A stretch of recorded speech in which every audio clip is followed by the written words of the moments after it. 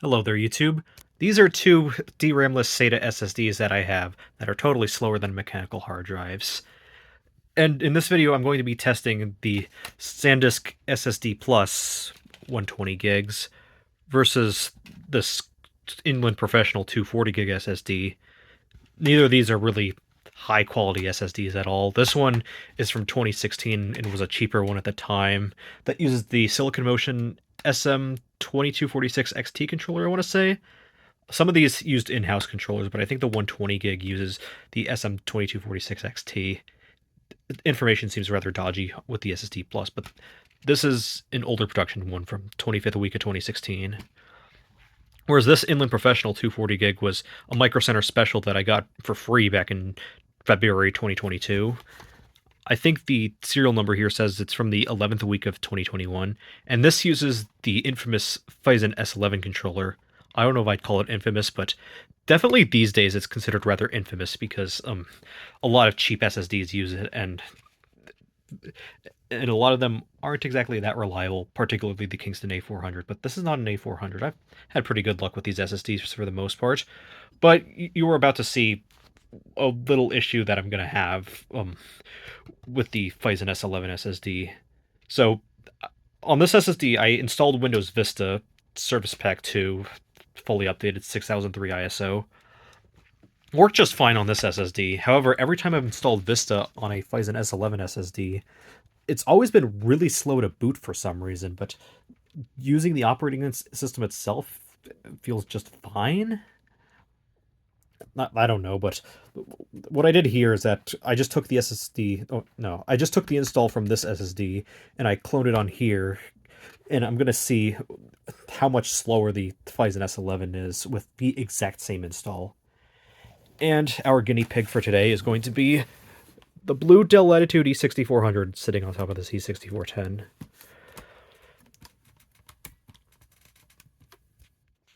Only reason this is going to be our guinea pig is because I already had this SSD in here. This is missing rubber feet, so it's going to slide around on top of my 6410. Gotta make sure it actually goes in there. Alright, I think I got it in there.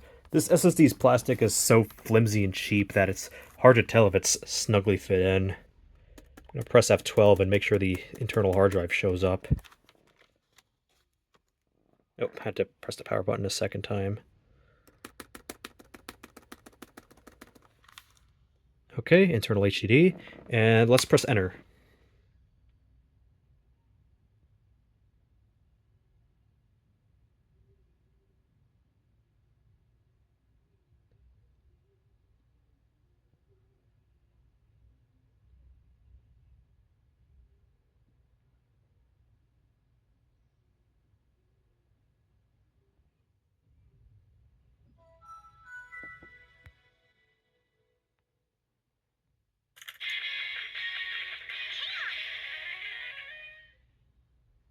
Okay, that took roughly 30 seconds to get from the boot up screen to the desktop.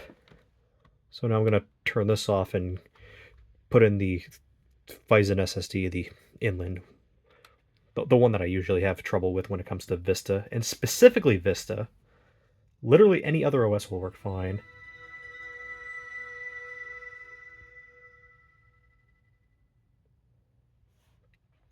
Shutdown speeds shouldn't really be a problem, because it's really only startup that I've had issues with. Alright.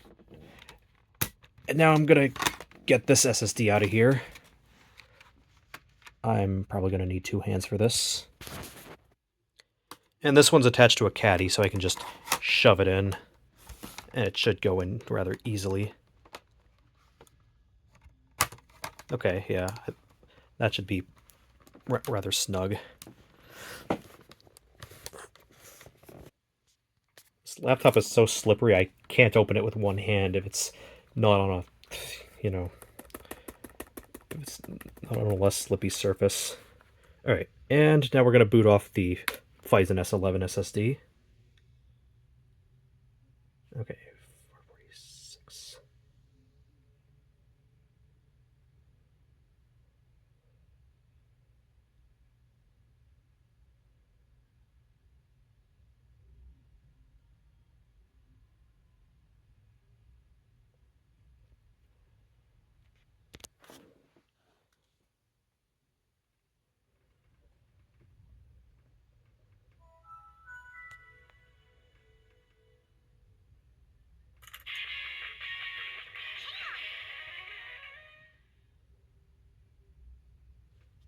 Okay, that took about 40 seconds, I want to say.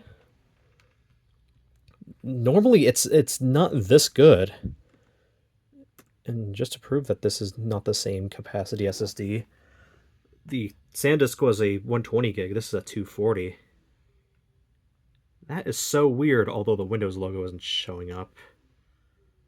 I guess if I did a vanilla install on both SSDs, then we would have problems. But at least with a cloned install, then this is doing just fine, oddly enough. Maybe I already ran EWF tool on that SSD, but to be honest, I don't really remember.